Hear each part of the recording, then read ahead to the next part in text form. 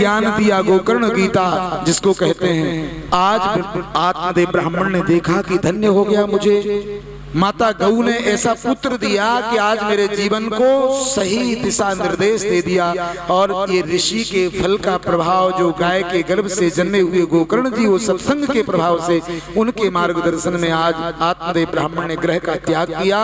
भागवत के 10वें स्कंद का आश्रय लेकर के जंगल में जाकर के भगवान का ध्यान करते करते अपने शरीर को पूरा किया और भगवानमय हो गए। बोलिए भक्त और भगवान की जय। अब धुंधकारी घर आया, अपनी माँ से धन की याचना की, जिज्ञासा की, लेकिन जब धन नहीं मिला तो उसने कहा माँ मुझे धन की व्यवस्था करके दे, यदि धन नहीं दिया तो मैं तेरे हाथ पैरों को तोड़ दूंगा, हनिष्ये लत्तया नचेत, अपने पैरों से मारूंगा। उस दुराग्रही दुष्ट बालक की प्रवृत्ति को जान करके वह देवी धुंधली भयभीत हो गई। विचार क्या, वो कह के गया कुछ देर में लौट के आता हूँ, धन की व्यवस्था करके रखना, नहीं तो फिर तेरी खैर नहीं। तो भयभीत धुंधली घर से भागी, और धन तो था नहीं, कहां से दूंगी, जो धन था वो सब ले जा चुका है। तो भाग करके समीप में एक गहरा कुआं था, उसमें छलांग लगाई और अपने प्राणों का अंत कर लिया। देखिए ऐसी संतान कि जिसके कारण पिता को ग्रह त्याग करके जो वैदिक मंत्रों से अपने घर में नित्य वेद पाठ करता था, वो घर को त्याग के जंगल में जाकर के देह का त्याग किया।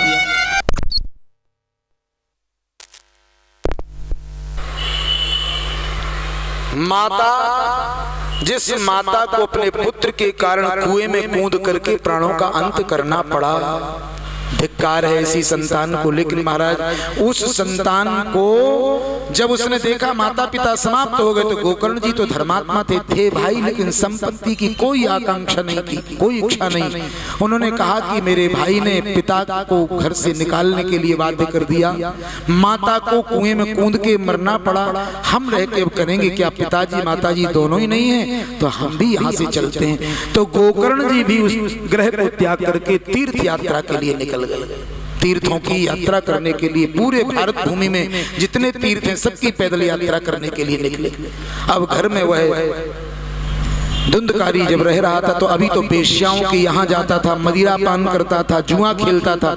अब तो स्वयं 5 वेश्याओं को ला करके अपने घर में रख लिया। जहाँ वेदध्वनि होती थी वहाँ वेश्यालय बन गया, और वहां वेश्याओं को रख के दिन भर उनके साथ रहता, भोग विलास करता, और रात्रि में चोरी डकैती करने के लिए जाता, कि क्योंकि वेश्या तो धन चाहती है। महापुरुषों ने कहा है कि जो स्त्री एक पुरुष की होकर के नहीं रह सकती, ऐसे चरित्र से पतित स्त्री का संग नहीं करना चाहिए, उसे वेश्या कहा जाता है। उससे मिलता कुछ नहीं है, जाता ही जाता है। क्या बोले, कायाते काम जात, गांठते दाम जात, सोयस को नाम जात, रूप जात अंग से, उत्तम सब कर्म जात, कुल के सब धर्म जात, और गुरु की प्रीत जात, अपने चित्त भंग से। अपना चित्त भंग होता है, जेब से दाम जाते हैं, और शरीर दुर्बल होता है, सुंदरता जाती है, संसार में अपकीर्ति होती है, समाज में तिरस्कार मिलता है, गुरुजनों का स्नेह समाप्त हो जाता है। ऐसे चरित्रहीन व्यक्ति के लिए कोई नहीं चाहता, इसलिए अपने चरित्र की रक्षा करनी चाहिए। ऐसा जीवन में योग न बने, इसके लिए प्रयत्नशील रहे। लेकिन उसने 5 वेश्याओं को ला करके रख लिया, दिन भर उनके साथ रहता, रात्रि भर चोरी करता, और धन इकट्ठा करके उनकी प्रसन्नता के लिए लाता। एक दिन की बात कि बहुत सोना चांदी रुपया पैसा हो गया। वेश्याओं ने मंत्रणा की, परस्पर सलाह की कि इतना धन हो गया है, यदि किसी दिन चोरी करते ये धुंधकारी पकड़ा गया और राजा के सिपाहियों ने पकड़ लिया, राजदंड उसे मिलेगा, उससे चोरी रनवाई जाएंगी, तो वो कहेगा कि इतना धन मैंने लूटा और वहां अमुक जगह रखा है, तो ये धन सब राजा छिनवा लेगा और हमें भी जेल जाना पड़ेगा। तो क्यों ना इसका अंत कर दिया जाए, धन तो बहुत हो गया। तो जिन वेश्याओं के लिए उसने अपने पूरे परिश्रम से बहुत सारा धन इकट्ठा करके दिया, वही आज वेश्याएं उसे मारने के लिए मंत्रणा कर रही हैं। सलाह कर ली कि नित्य रात्रि में चोरी करके लौटता है, हम उसे उस समय भोजन कर बना के खिलाती हैं। अब भोजन करके लेटता है, थका हुआ होता है, जल्दी सो जाता है। आज वो जैसे ही आएगा भोजन कराएंगी, वो जैसे ही भोजन करके सो जाएगा तो 4 पाई पे रस्सी से शरीर को बांध देंगी, फिर उसका गला दबा के उसे मार देंगे। वो वही किया। रात्रि में जब वो आया तो उसे भोजन खिलाया, नित्य की भांति वो लेट गया और जैसे ही थका हुआ था सोया तो रस्सी से उसके शरीर को बांध करके उसके गले को दबाया।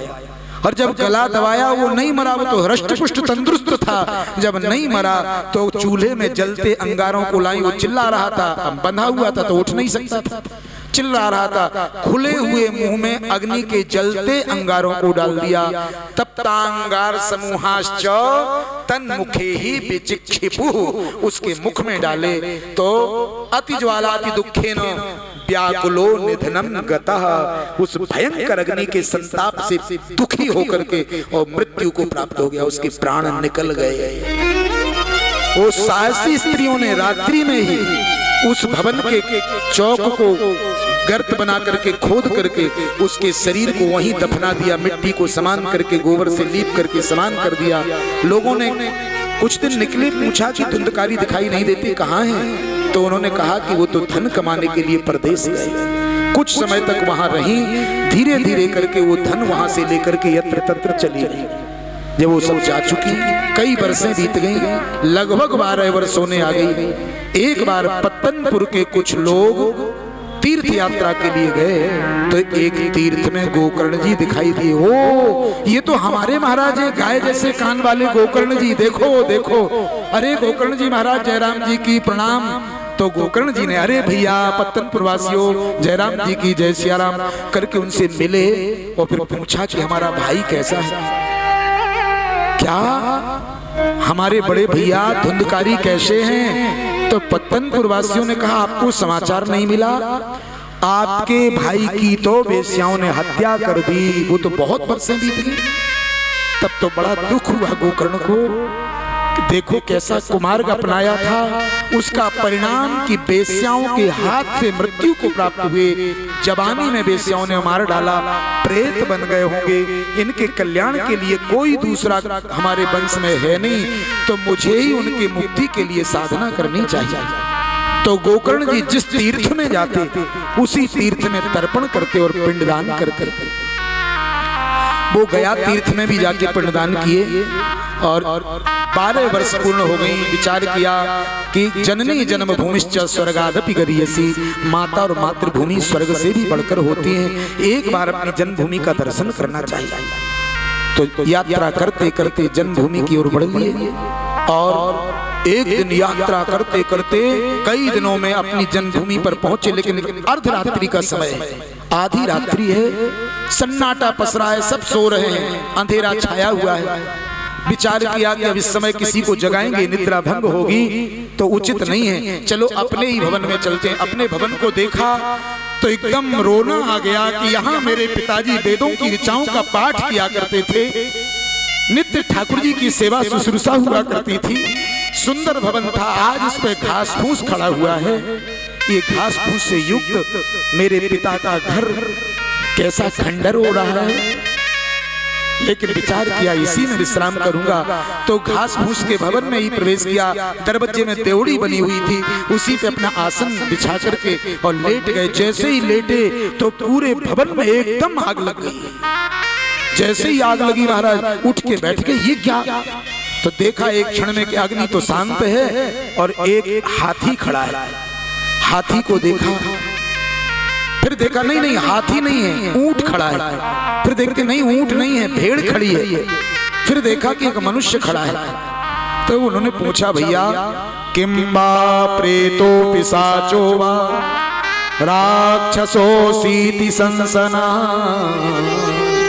ए भैया, तुम कोई प्रेत हो, पिशाच हो, राक्षस हो, कौन हो जो कभी अग्नि बन जाते हो, कभी हाथी, कभी ऊंट, कभी भेड़ और कभी मनुष्य? तो वो मनुष्य आकृति में बोलना चाहता है लेकिन बोलने का सामर्थ्य नहीं है। तो उसने देखा कि ये बोलने की चेष्टा कर रहा है। गोकर्ण जी विचार करते हैं, बोल नहीं पा रहा। हाथ में जल लिया कमंडल से और मंत्रों से अभिमंत्रित करके जल के छींटे जैसे ही उस पुरुष में मारे कि वो प्रेत बोलने लगा। क्या कहता है? अहम भ्राता त्वदीयोस्मि धुंधकारीति नामतः स्वकीयेनैव दोषेण ब्रह्मत्वं नासितं मया। भैया मैं कोई और नहीं हूं, मैं तुम्हारा भाई धुंधकारी हूं। वो कहता है कि मैं आपका भाई धुंधकारी हूं, मैं ब्राह्मण कुल में जन्म लिया, लेकिन ब्राह्मणों कुलोचित कर्मों को न करके मैंने पतित कर्म किए। इसका परिणाम है कि भैया ब्रह्मत्वं नासितं मया, मेरा ब्राह्मणत्व नष्ट हो गया और मैं आज इतना पतित हो गया कि मेरा ये देह नष्ट होने के बाद प्रेत देह प्राप्त हुआ है। मैं प्रेत बन गया हूँ, मुझे बैठने को स्थान नहीं मिलता, वायु के वेग के समान निरंतर भागता रहता हूँ। मुझे आश्रय दीजिए, मेरा कल्याण कीजिए, मैं भयंकर पीड़ित हूँ, दुखी हूँ, मेरे इस कष्ट से मुझे निवृत्ति दिलाइए। गोकर्ण जी ने कहा कि अरे धुंधकारी, तुम्हारे निमित्त तो मैंने तीर्थों में श्राद्ध तर्पण किया है, गया में पिंडदान किया है। तदर्थं तु मया दत्तो गया पिंड विधानतः, विधान के साथ में गया जी ने पिंडदान तुम्हारे लिए किया, जहां पापियों की मुक्ति होती है। धुंधकारी ने कहा कि मैं पापी होता तो मुक्त हो जाता, मैं पापी नहीं हूं। तो बोले मैं तो महापापी हूं, जिसके कारण पिताजी को वन में जाके देह त्यागना पड़ा, जिसके कारण माँ को कुएं में कूद करके देह त्याग करना पड़ा, और जिसके कारण तुम जैसे धर्मात्मा भाई को घर त्याग के तीर्थाटन करना पड़ा, और जिसके कारण वैदिक विधि से नित्य पूजा संस्कार जहाँ ठाकुर जी का होता था, नित्य वेद की ऋचाओं का पाठ होता था, उसमें वेश्यालय बना दिया हो। ऐसे महापापी को न गंगा न गया काशी पुष्करम न प्रयागकम, गंगा गया काशी पुष्कर और प्रयाग जैसे तीर्थ पवित्र नहीं कर सकते। तो बोले मेरे लिए कोई और विचार कीजिए। गया श्राद्ध सते नापी मुक्ति नामे भविष्यति, एक श्राद्ध की तो कहे कौन, 100 बार भी गया श्राद्ध करो मेरी मुक्ति नहीं हो सकती। तब तो गोकर्ण जी ने कहा कि तुम विश्राम करो, प्रातः काल होने दो, कोई विचार कर उपाय करेंगे। रात्रि गत हुई है, गोकर्ण जी विश्राम किए, ब्रह्म मुहूर्त में उठे हैं, स्नान ध्यान किया है, संध्या वंदन गायत्री जप किया, और इसके पश्चात जैसे ही प्राची दिशा से भगवान भास्कर का उदय हुआ तो महाराज गोकर्ण जी ने भगवान भास्कर को निवेदन किया है कि मेरे भाई की मुक्ति के लिए कोई साधन कहिए। तो भगवान सूर्य ने कहा क्या? हे गोकर्ण जी, आपके भाई की मुक्ति होगी, लेकिन कैसे? सप्ताहे वाचनम कुरु, 7 दिन भागवत की कथा का श्रवण कराइए। जैसे ही भगवान सूर्य ने आज्ञा दी, गोकर्ण जी ने पत्तनपुर वासियों से सहयोग की जिज्ञासा की, तो पत्तनपुर वासियों ने एक दिव्य मंडप बनवाया भगवान भागवत के लिए, और गाय के गोबर से लीप के चौक डाले, सुंदर मंडप का निर्माण करके, और वहां गोकर्ण जी स्वयं वक्ता बन करके बैठे। 7 ग्रंथि का एक छिद्र युक्त बांस स्थापित किया, जिसमें प्रेत का आवाहन किया गया। 7 ग्रंथि के बांस को स्थापित कर दिया है। वहां महाराज धुंधकारी को स्थान दिया, कथा आरंभ की। प्रथम दिन की कथा पूर्ण हुई, उस बांस की ग्रंथि में से एक ग्रंथि फट गई। दूसरे दिन दूसरी, तीसरे दिन तीसरी, ऐसे 7 दिन में 7 ग्रंथियां फटी। सप्तम दिवस की कथा पूर्ण होते ही वो सप्तम ग्रंथि का भेदन हुआ है, और दिव्य रूप धरो जाता तुलसी धाम मंडिता, दिव्य पीले वस्त्रों से सुसज्जित हुआ है भयंकर प्रेत आज दिव्य देह को प्राप्त हो गया, और एक सुंदर भगवत पार्षद रूप को प्राप्त करके पीले वस्त्र और तुलसी की मालाओं से सुसज्जित होकर के प्रकट हो गया। भगवान के पार्षद एक दिव्य विमान लेकर के प्रकट हुए हैं। विमान में बैठा लिया है, धुंधकारी को लेके चलने लगे। तब तो गोकर्ण जी ने कहा कि अरे हरिदासो हरिभक्तो, आप केवल इस धुंधकारी को लेके जा रहे हो, कथा तो हमने सबको सुनाई है। जैसे ही कहा तो भगवान के पार्षदों ने कहा कि कथा तो आपने समभाव से सुनाई, लेकिन श्रोताओं के श्रवण का भेद होने से कथा का फल सबको समान नहीं मिला।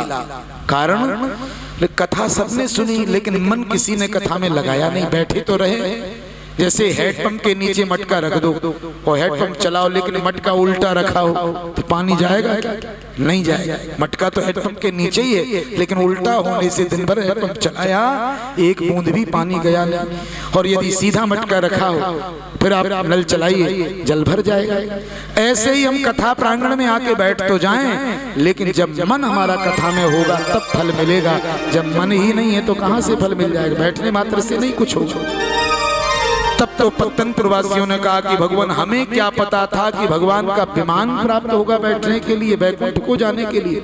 नहीं, अब तो आप दोबारा कथा करिए। तो श्रावण के महीने में पहली कथा करके गोकर्ण जी ने जो है धुंधकारी की मुक्ति की है, और भादों के महीने में पुनः भागवत की कथा की, और कथा 7 दिन करके फिर जो विमान आया उसमें जैसे भगवान राम जी जब साकेत को गए तो सभी अवधवासियों को लेके गए थे, ऐसे ही गोकर्ण जी अपने संपूर्ण पत्तनपुर वासियों को उसमें बिठा करके लेकर के भगवत धाम को प्रस्थान किए। बोलिए गोकर्ण जी महाराज की जय, भागवत महापुराण की जय। जय जय श्री राधे श्याम।